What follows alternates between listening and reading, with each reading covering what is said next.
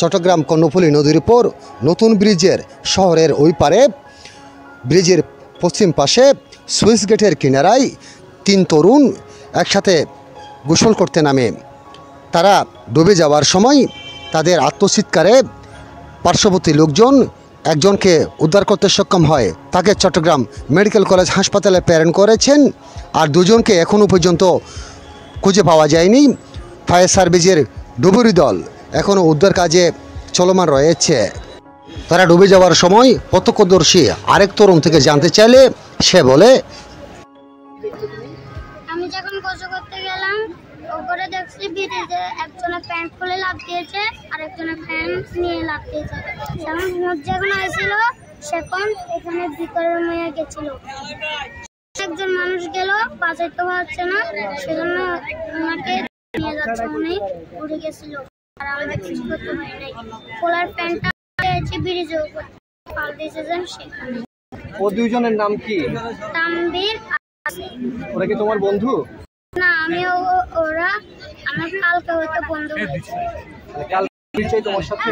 তুমি প্যান্টটা কোনটা পেয়েছো? প্যান্টটা হাতে একটু উপরে ধরো, উপরে ধরো, যে হ্যাঁ একটু পিছিয়ে করে ধরো, হ্যাঁ এভাবে।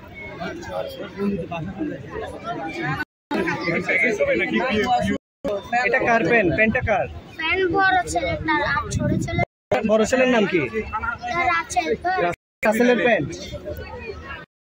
আচ্ছা, এই প্যান্টটা কার? রাচেলের। আর তানবীর, তারা দুজন কি একসাথে ছিল?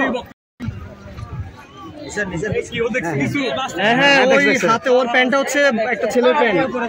ওদের একজনের প্যান্ট উপরে উপরে ধরো।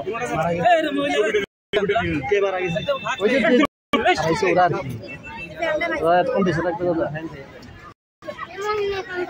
এখানে দুজন ছেলে ছিল দাদা, একজনের নাম রাসেল, একজনের নাম কি? তানবীর। এটা রাসেলের প্যান্ট। রাসেল এবং তানবীরের প্যান্টগুলো রেখে নাম? না না, রাসেল প্যান্ট খুলে নামছে, তানবীর প্যান্ট সহ নামছে। আচ্ছা, বড় ঘটনা কি হয়েছে? ওরা নাম কি? এরা কি করতে নামছিল? কি করছিল সব বলো।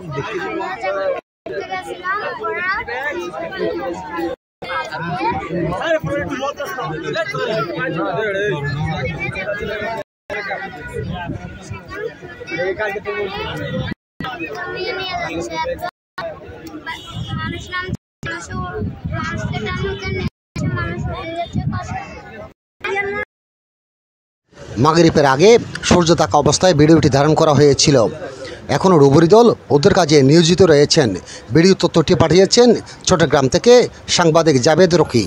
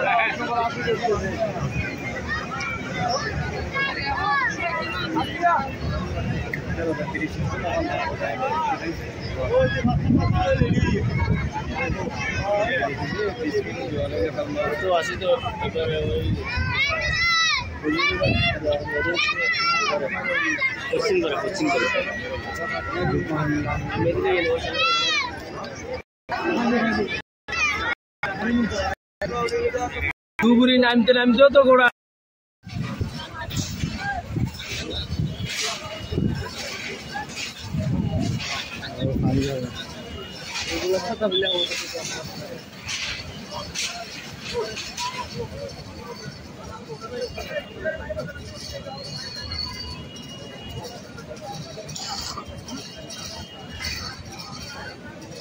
indigo gas আমি কিছু যাওয়ার পারবে